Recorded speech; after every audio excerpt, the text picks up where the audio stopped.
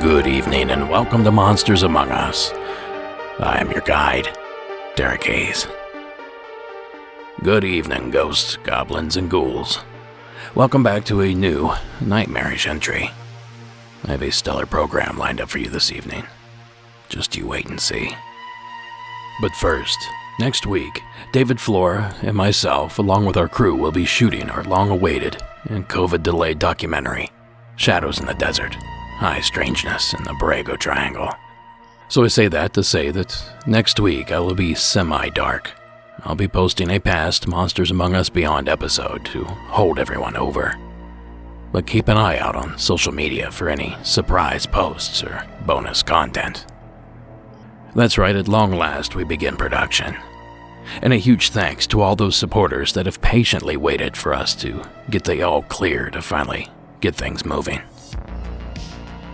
Safety first and all, when you're tromping through a 120-degree desert. Now, like I said, tonight's episode is jam-packed, so let's stop messing around and finally get after it. To kick off our evening, we ventured to the Old Town district of San Diego, California, where our anonymous caller has a terrifying tale to tell.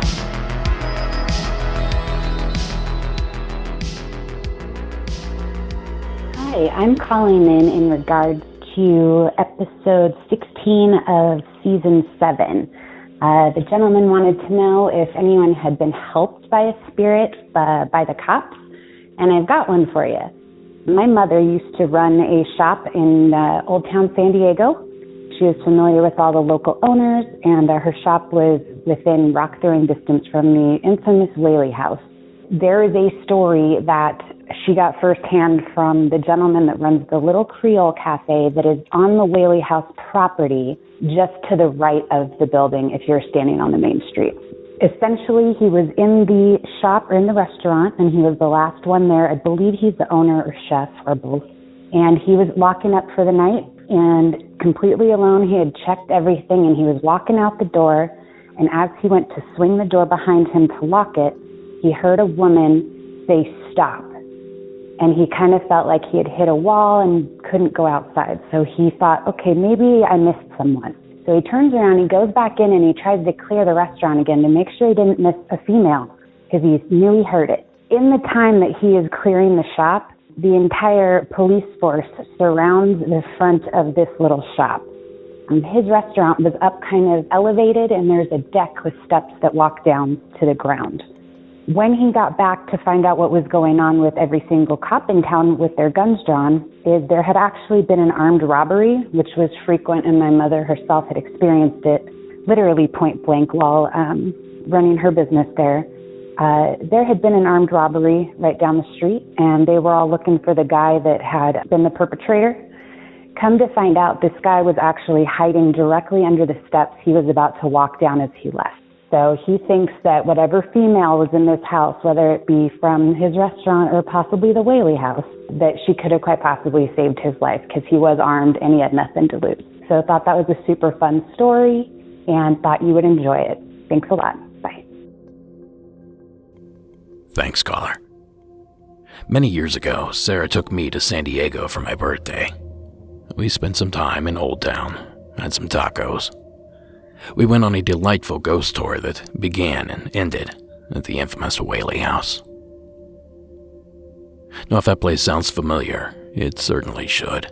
Several reputable publications, including the Travel Channel, have ranked the Thomas Whaley House as the most haunted house in the United States, the very property on our caller's entry.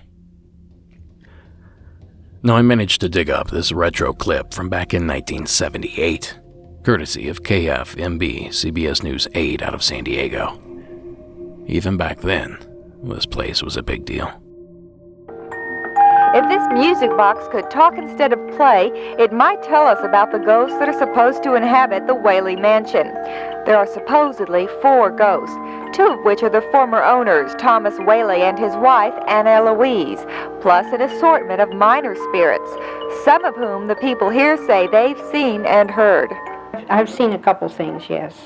Who's to say if ghosts actually roam the rooms here, but somehow it wouldn't be right for the oldest brick structure in Southern California not to have a spirit to call its own. Judy Elfenbein, News 8, Old Town. Now, for the story at hand.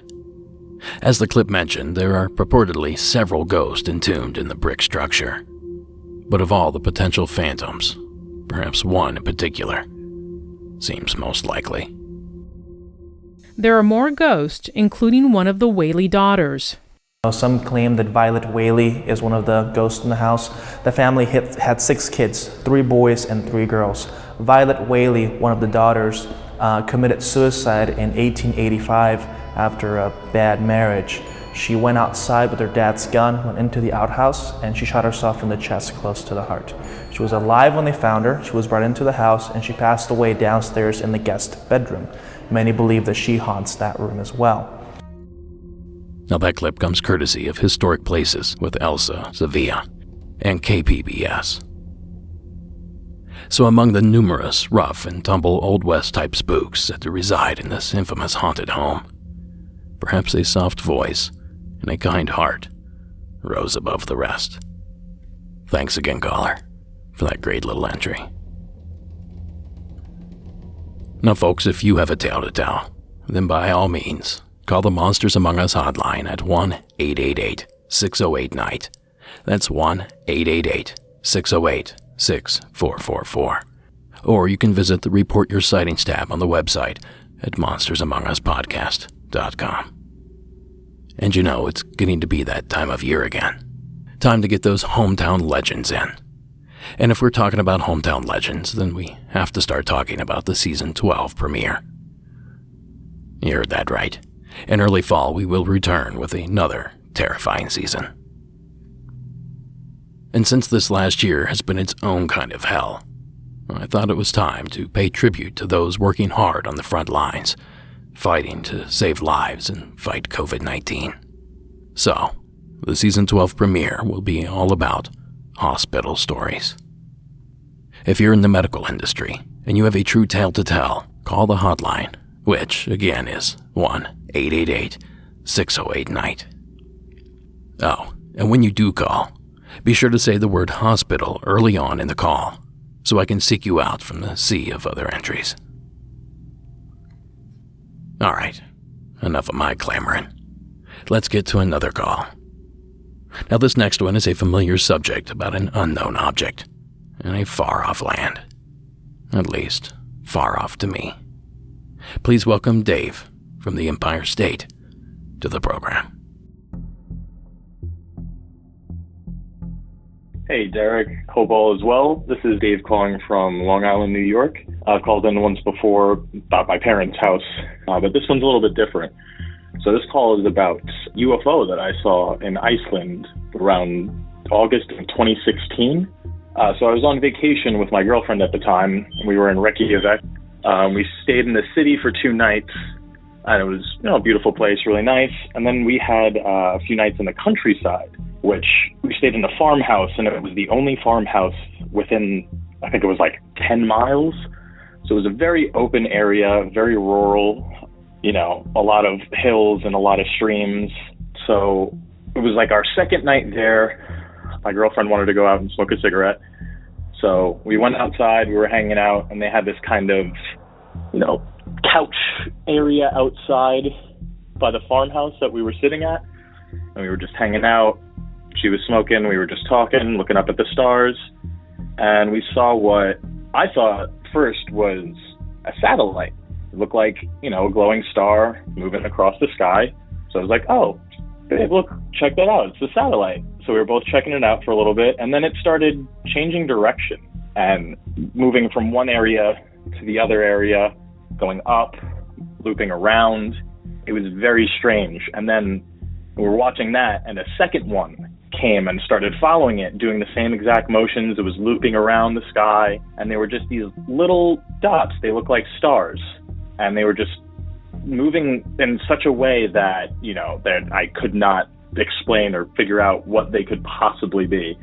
And as soon as they were there, they were gone, and they just zipped off and disappeared into the night sky. And to this day, I still have no idea what it could possibly be, but, it's something unexplained for sure.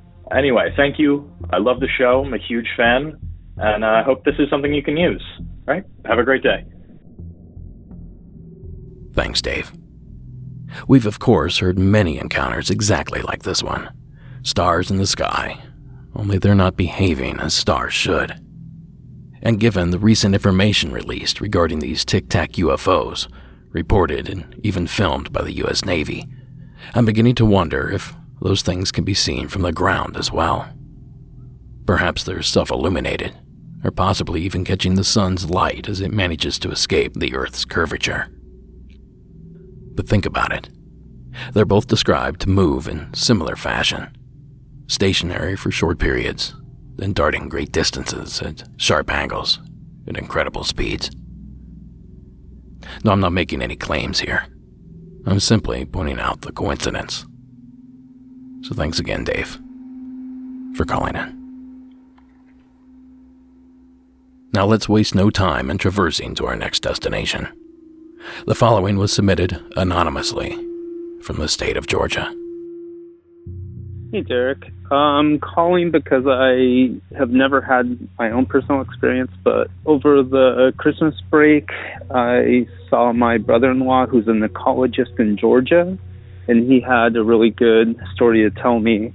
He said that while he was out in the field doing a study with two of his colleagues, they were hiking back after doing a survey in the mountains in Georgia.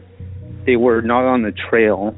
They were kind of bushwhacking to try to get back before sundown. They came across a hole in the ground that was 8 feet by 8 feet, like perfectly symmetrical.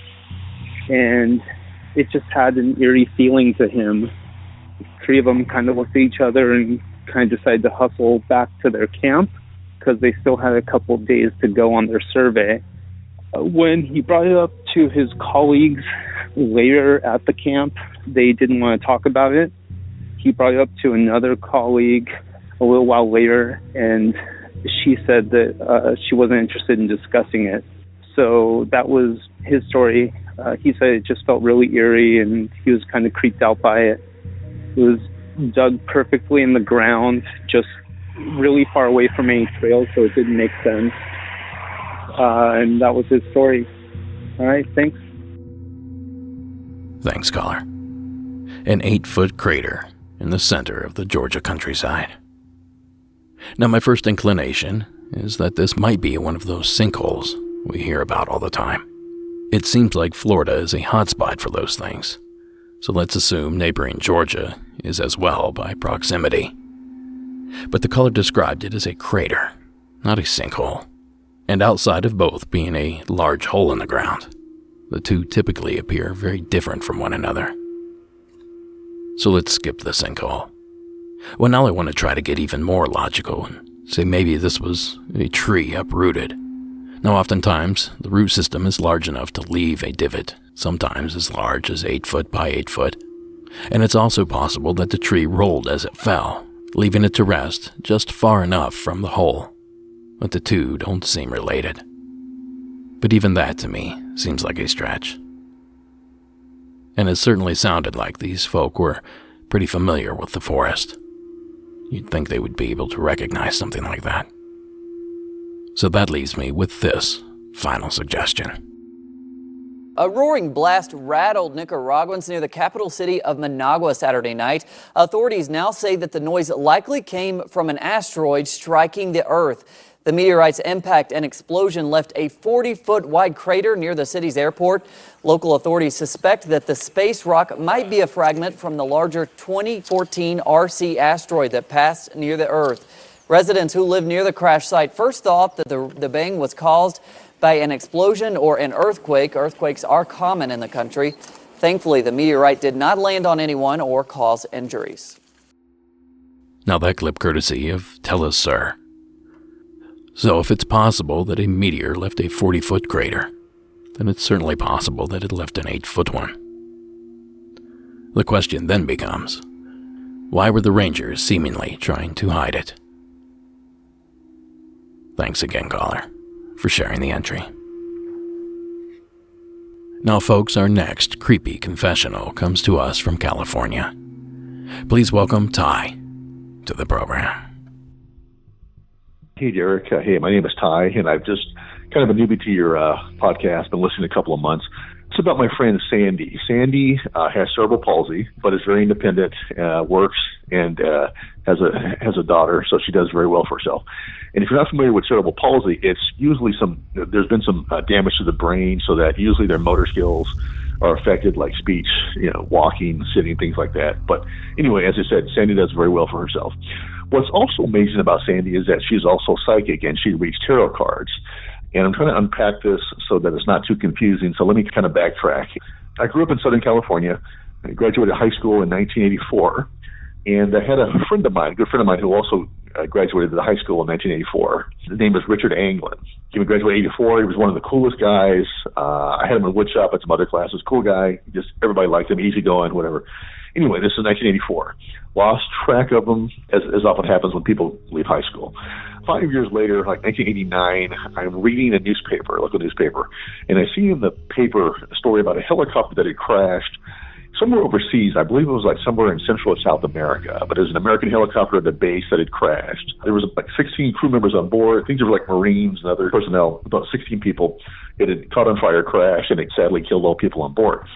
They had a list of all the people that were killed, and one of the names on there was my friend Richard Anglin, or at least I thought it was. It said Richard Anglin and gave the age, and I always wondered if that was him. Obviously, I'd lost contact with him, didn't know anybody else who knew him, but I always wondered if that was him. Now, then fast forward to 1993, that's when my friend Sandy moves in. The way I met Sandy was, Sandy moved right next door to my mom, who had a condo. So they became friends first. And then when I would go visit my mother, I also became friends with Sandy, who me and my mother both loved. So again, just through briefly talking, Sandy told me that she did tarot cards. If I ever wanted a reading, she'd be happy to do it. And I was very grateful. At the time, I hadn't done any from her, but I was very grateful and kept that in mind. Okay, so now fast forward to probably about 1999. I'm still back in my hometown visiting, and another childhood friend of mine was having a birthday party. So I'm at his house, celebrating his birthday with him and his mom and his dad, some other people, bunch of other people. While I'm at this birthday party, I happened to meet a woman. Her name is Pat Anglin, and because it's such an uncommon name, I just had to ask. And I asked her. I told her who I was and who my friend was, and I said, "Listen," I said, "I just happen to know." I said, "I had a friend named Richard Anglin." And before I could finish, she cut me off and said, "Yes, that was my son. He did die in a helicopter crash in 89. And I said, "I thought so." I said, "I always wondered, but I couldn't prove it. But I saw the news article. I'm so sorry, whatever." So I gave my condolences. We really talked for a while. She then tells me that some added information. She says, before that happened, she says, "I have a friend who reads tarot cards, and she had warned me of the danger." And I said, "Oh, really? Who was it?" Well, as luck would have it, it was Sandy. She knew Sandy before I did, as they had worked at the YMCA years ago, like in the late 70s and early 80s. So she tells me the story that a couple of weeks before it happened, she's at Sandy's house, and Sandy wanted to read her tarot cards, and she says, "Okay." And she gets out the cards. Sandy reads the cards, and she stops for a second and has a terrified look on her face. And Pat, the mother, says, "What's wrong?" And Sandy says, "Listen, I'm seeing in the cards," she says, "I hear yelling, I see fire, I see death." And I guess knowing that her son was in the military, she asked Pat, she said, "I see your son's going to go on some maneuvers in a couple of weeks. Can you get him to postpone it and not go?" And Mom says, "Well, I don't know. I can try, but I can't guarantee it, but I will try." So I guess she goes home, tells her son, doesn't tell Rich exactly how she finds this out, but just says, "Look, honey, I have a bad feeling. Can you just not go on this particular exercise.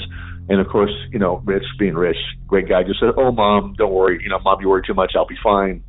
And of course, ultimately does go on the maneuvers and ultimately, as I mentioned, dies in this helicopter crash. And as I mentioned earlier, I was so sad to hear that, but I guess in a weird way, I got at least some kind of confirmation that at least it was my friend Rich who had indeed sadly died in the helicopter crash. That's the end of the story. Thanks. Thanks, Ty. Now, I couldn't tell you if there's actually any science to it, but I've always been led to believe that if someone is deprived of an ability, it can enhance any remaining functions. For example, someone that is blind would have above average hearing to help compensate for their loss. I mean, it makes sense, right? So could a so-called sixth sense be enhanced in the same way? In other words, where Sandy's body is limited, her ability to pluck information from the ether is then enhanced. Now, I happen to know this isn't the last we're going to hear about Sandy. So until then, thank you, Ty, for sharing the entry. Now, who is up for something equal parts interesting and terrifying? Well, Michelle from Arizona is here to deliver. Hey, Derek, it's Michelle calling from Arizona. So the story, I heard about it on another podcast I was listening to. It's called Lore, and this specific one is episode 5, if people want to check it out. They're called the Huldafolk, or the Hidden People, and they reside in Iceland. And pretty much they're invisible elves that look and act like humans, and they're said to be Eve's children that she had hid from God. So I think there's a quote in the Bible or something that says, "What man hides from God, God hides from man." So I think that's probably why they're invisible, because God had hid them from Eve. But that's kind of where they come from and why they're invisible. So in the late 1930s, there was a construction plan in Iceland to build a road through the hill that they were known to head guard or live or reside or whatever you want to call it. And then the construction actually started in the late 1940s. And when it did, equipment started breaking and went missing and got thrown away. There's all sorts of kind of weird stuff happened to the equipment. So they decided to just build around the hill instead of try and drill through it and break it down. They came back in 1980 to try and break back through the hill and build the road straight. And again, as soon as they started construction, all the equipment broke or went missing to the point where people just stopped working on it. They didn't want their tools to go missing or anything to happen to them. So that road still goes around the hill, which I think they call it like an elf hole. And I looked them up. If you just kind of look up Huldafolk, it's Huldafolk. The first thing that comes up is the picture of that hill.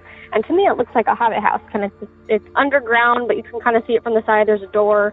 I mean, that picture is probably not accurate, but that's what it looks like to me. So I just thought it was really cool. I thought you would want to hear it because it's a weird, just little story that I heard. I just thought they were really cool. Thank you. Bye. Thanks, Michelle. I remember hearing about that rock and altar construction project. I also remember hearing a statistic that said some 55% of the people of Iceland believe in the Huldafolk, or hidden folk. So maybe they're superstitious. Maybe they're just regular stitious. Or perhaps the Huldafolk bring the tourists in. Either way, I love the legend, and we thank you, Michelle, for sharing the entry. You know, oddly enough, just before I began writing this episode, I was checking flights to Iceland, a potential future vacation destination, I guess. Now, it's a coincidence that there just happens to be 2 stories from the land of fire and ice in the episode I'd end up writing just a few hours later. Or, you know, maybe this is some sort of message, perhaps from the Icelandic Tourism Board. Well, speaking of messages, we just announced a ton of new merch a couple weeks ago, and you guys received that message loud and clear. But for those of you late to the game, there's still plenty of merchandise left in the shop for you to pick up. Show your support for Monsters Among Us by donning a t-shirt, a hat, pin, patch, bag, or just hang a poster on the wall. Visit monstersamonguspodcast.com/shop and grab your gear today. Okay, so our next entry was submitted from the state of Indiana. Sam, welcome to the program. What's up, Derek? My name's Sam. I live in southern Indiana. I guess this was like a ghost, shadow person, I guess. I want to say I was probably in 5th or 6th grade, maybe 4th grade. I was like just getting old enough to stay home alone by myself for extended periods of time, like a whole day or something. And I remember I was home alone. I was on Christmas break at my dad's house, and I was downstairs in our living room. I was playing video games or something, and all of a sudden I hear footsteps. Directly above the living room was my dad's bedroom, and I hear footsteps upstairs. Not a dragging, not just a thumping. It's like heel toe, heel toe, heel toe. And I hear it walking around what sounds like my dad's bed, and I could just hear it walking around. And I listened to it, take a few laps. I was trying not to freak out, trying to justify it, explain it. So I go upstairs eventually. It doesn't stop. So you walk straight up the stairs, and to your right is a door immediately, and then you turn to your left and you take a couple steps, and there's my dad's bedroom door. And the bedroom door's open, and I come up the stairs, and I like kind of peek over that little wall into my dad's room, and I see, just like it didn't have the shape of a person, it was just like a dark-ish mist. I could see through it pretty well, but like you could tell it was there. It looked like, I want to say like a mesh jersey or something, almost. It was on the far side of my dad's bed, and it was finishing the lap that it was taking. Like I said, it was walking around my dad's bed, and it started coming back around towards me. So like from the far side to the foot of the bed and coming my way. And it just kind of vanished out of thin air. I told my dad about it. He had lived in this house since he was a kid, and he told me that he had always heard like kind of footsteps and just weird noises in the night, but he didn't believe in ghosts, but he had definitely heard some weird stuff in the house. Something else happened to me, and this time my dad was home whenever it happened. Like I said, my dad's bedroom was right above the living room. And one time, me and my dad were sitting in the living room, and my dad, I don't know, his phone was charging in his room or something. He asked me to go upstairs and get it for him. Well, when I did that, I start walking up the stairs. And like I said in my last story, so you walk up these stairs, and there is a door immediately to your right at the top of the stairs. So I get about halfway up the stairs, and this door is standing probably about 3/4 of the way open. And I am heading up the stairs, and this door just slams shut. We had a chandelier down in the dining room, like just a janky little old chandelier. And it rattled the chandelier, it rattled the house. I ran back downstairs, and my dad immediately said, "What the hell was that?" So he heard it, I heard it, I saw it slam shut. Me and my dad were the only ones home. He went up in the room, the window wasn't open. I mean, there could have been a draft, but there's not a draft hard enough to slam this door as hard as it slammed. Didn't really have an explanation for that one either. So thank you for giving me time to share. Thank you for the podcast. I've been listening for about a year now as they come out, and I have gone back and listened to pretty much all of them and haven't found a bad one yet. Keep up the good work, Derek. Thank you. Bye. Keep looking, Sam. There's more than a few bad ones in there. Thanks for the submission. Now, I believe this is the first time I've heard of a shadow figure described as looking like a mesh jersey. But somehow that's easy for me to visualize. Now, the detail about it creating audible footsteps is one we don't hear all that often in regards to shadow entities.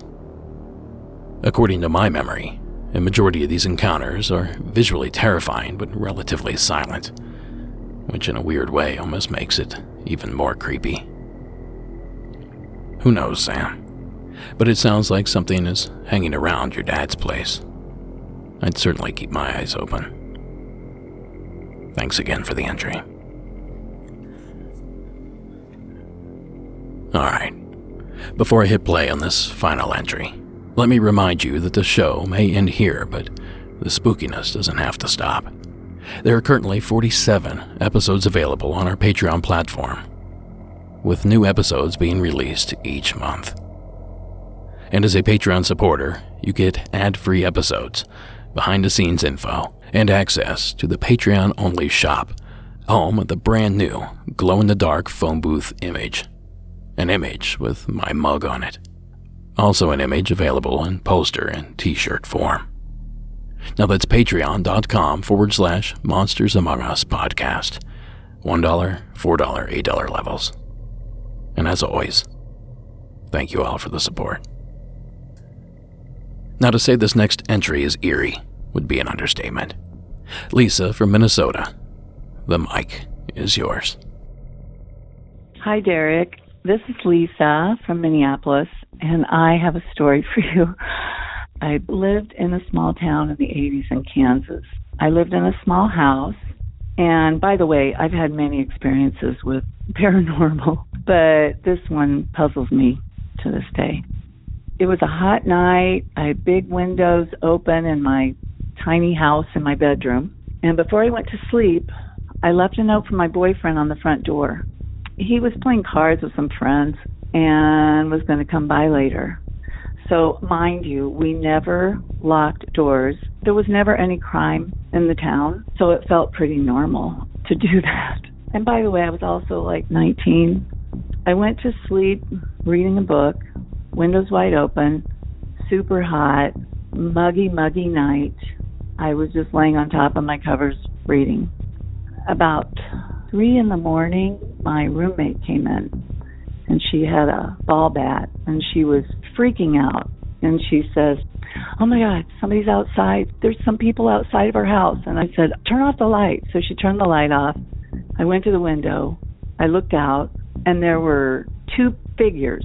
They were kind of scaling the house, and then they ran down the alley.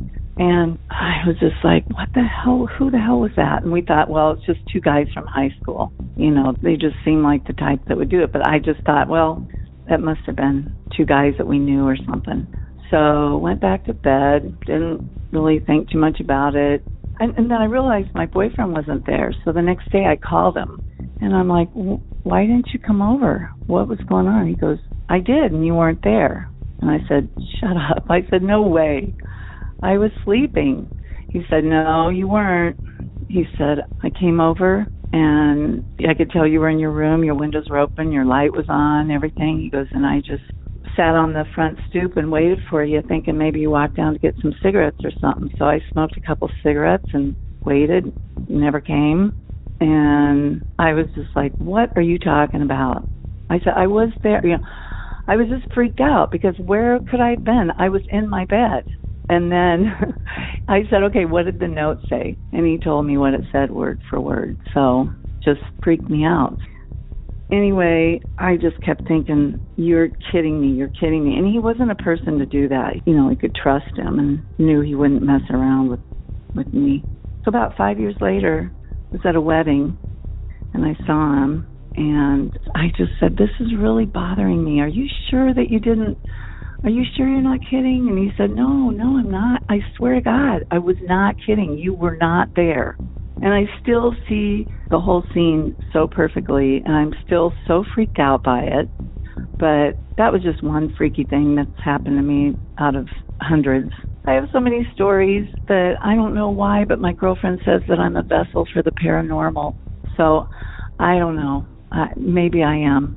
It wasn't quite unusual to have something strange happen. So thank you for letting me tell my story. This is kind of fun, finally being able to tell somebody that gets it. Okay, bye-bye. Thank you, Lisa. These to me are the scariest stories of all, because the monster is absolutely real, and it's also all around us. Our fellow human being, the most dangerous beast of them all. But a detail about Lisa's story gives me pause when ascribing this experience on pranksters or even burglars. It's that bit of missing time. And this time, not only hours and minutes were missing for Lisa, but it seemed that Lisa was missing altogether. Now, if you allow me to pull out my corkboard and red yarn. There are almost enough elements here for me to invoke the name of our long-forgotten friends, the Mirrored Men. There's the report of odd weather, a typical detail to any Mirrored Men account. Lisa said it was unusually hot that evening. There's also the missing time we just discussed. And of course, the visual confirmation of at least 2 nondescript figures. As exciting as it would be to notch another confirmed Mirrored Men sighting onto our belts, I'll refrain from doing so for now. But I hear you out there, baby birds, chirping for more content about these synchronized strangers. Well, luckily, a few weeks ago, a listener, whom I cannot find his name and I truly apologize, but he reached out to alert me, and thanks to him, I potentially have a Mirrored Men story to share. Now, the following was featured on the podcast Weird Darkness, one of the few I still find time to catch now and again. Well, I reached out to host Darren Marlar, and he was kind enough to let me share the entry, originally submitted to Mysterious Universe by paranormal legend Nick Redfern. Now, although the following assigns the mystery to the Men in Black, see if you can't pin down a more likely culprit. I'm 55 years old and have known about the Men in Black since the 70s. Personally, the majority of the visits are, in my opinion, demonically orchestrated. I have learned, due to my belief system, not to make these events complicated. It's exactly what it portrays itself to be. Having the gift of discernment reveals what these hybrids are. That is, evil. I call the feelings and smells are all symptoms of a demonic encounter. If you agree with this, then the obvious next conclusion is that these so-called aliens are also demonic. And what does the demonic dwell in? They dwell in shadows. They do not want to be found out. UFO encounters out them and their hybrids and satanic agendas. After all, it's about soul collecting, is it not? I reside on the west coast of Lake Michigan. My front door faces directly 8 miles from an active nuclear power plant that is within months being decommissioned. This process can take up to 20 years. I live in the hot zone range of this very old plant. For 3 years, due to living on a hill with a spectacular view of the open sky, I have witnessed UFO activity coming directly from the nuclear power plant and fly slowly right over my head. With incredible lighting and maneuvers, including complete standstill hovering. I've also felt that I've been discovered witnessing this and have had some type of acknowledgement from the crafts. It's hard to explain. I just know that they know that I see them. Usually I witness them around 11 p.m. and after. Anyhow, something different happened last August 2017. As I stated, I live on a hill with a steep drop-off approximately 30 feet from my door. This is a brand new apartment complex, and a very short road runs in front of my back patio door. I should have originally said I'm witnessing these events from my back patio. The road runs to the right for about 100 feet and turns right to the front of the complex. Around 1 a.m., I felt compelled to go out onto my patio and look to the right. Now below the hill is nothing but woods. I saw 3 very tall, slender men come up the hill onto the road in perfect formation, walking extremely slow, dressed completely the same, all in black, and suddenly stopped. All 3 turned their heads directly towards me and just stood still. It seemed like minutes, but I don't think it was. I actually felt an electric charge go from my feet straight up my back up to my head. Not only that, the fear I felt and also a sickness in my stomach was nothing I have felt ever in my lifetime. I knew they were evil. They slowly moved their heads in complete synchronized fashion forward and slowly, and I mean slowly, continued to walk forward and disappeared from sight. I know what I just witnessed. That was pure evil. Now, with that being said, I don't know if it was a warning, a visit, or what. I've not spoken about this event until now. Summer's almost here again. and I wonder what I will witness. Now, a huge thanks to Darren for the clip. Be sure to give his show a listen next time you're looking for fresh content. He's crazy enough to host a daily show, so there's plenty to pick from. So I don't know. It seems like that quote-unquote Men in Black story has all the hallmarks of a Mirrored Men tale. The witness was compelled to look. There were 3 men, moving in unison, identical in appearance. Now there's a slow or odd gait or stride reported. And most importantly, the hint of missing time. So I'll let you decide. Men in Black, Mirrored Men, or something different altogether. Now maybe with a little luck, this will jar loose a few more entries regarding this mysterious phenomena. But until then, thanks again, Lisa, for the entry. Talk about a memorable experience. And that's going to do it for this episode. Monsters Among Us is written and produced by me, Derek Hayes. Additional support is provided by Sarah Carter Hayes and Addie Lloyd. All audio used in this production is done so under the protection of fair use. And if you like what you hear, you should follow us on our social media accounts. Just search Monsters Among Us Podcast in your search bar. The terrifying score that you heard this evening was provided by Co.ag Music and Carl Casey at White Bat Audio. Thank you so much for listening, and until next week.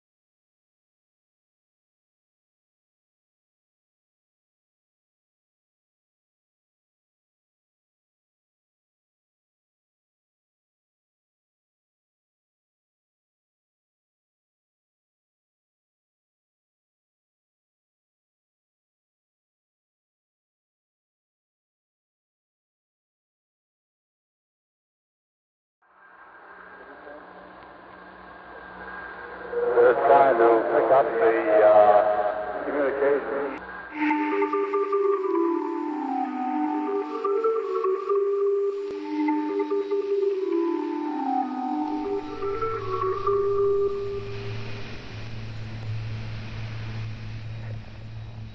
This evening's secret entry comes to us from Taylor in the state of Delaware.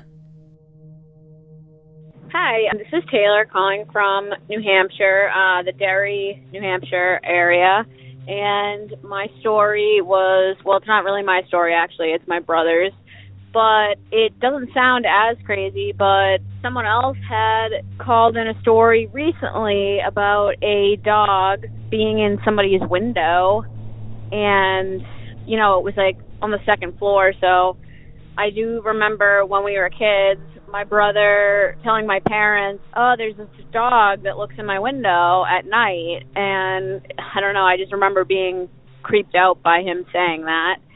And he said that it happened like a couple of times. He was so little, but he was scared of it. The caller that called before about this said something about like a screen memory, and maybe that's what it was, but he didn't really know, and honestly, neither do I. The only thing that was weird about it is that our bedrooms were on the second floor of our house, so there's no possible way that a dog could be looking in the window. The only thing he could think of that it could possibly be was maybe some kind of, I don't know, symbolism or something for something, and he ended up having kidney disease, and he thought maybe that it was something almost like telling him something about like the future or something. I don't know. Thanks, Taylor. It's hard to process these stories. ones that just don't register in the human mind. Human-headed spiders, Glimmerman, and these second-story window peekers. Now, the idea of a screen memory is the thought that an abducting force would somehow replace memories of the ordeal with other, less credible, more cuddly memories. Owls are often associated with this phenomena, and we've speculated that perhaps dinosaurs have been as well. But truth be told, if whoever is altering memories has that power, why not erase the memory altogether? An alien screening its face with a mysterious dog's face, so the victim forgets the ordeal altogether, is nearly as convoluted as a villain's final plans to execute 007 himself. But allow me to leave you with a more organic, albeit mysterious theory. Stories of an 8 to 10 foot tall, half canine, half human beast known as the Dogman have persisted for years in pockets across the country. Depending on the height of that window, maybe whatever was looking in was simply large enough to peer inside. The original concept was already spine-tingling enough without that visualization. But either way, thank you, Taylor, for relaying the info, and thank you for sticking around to the end of the show. Have a good night.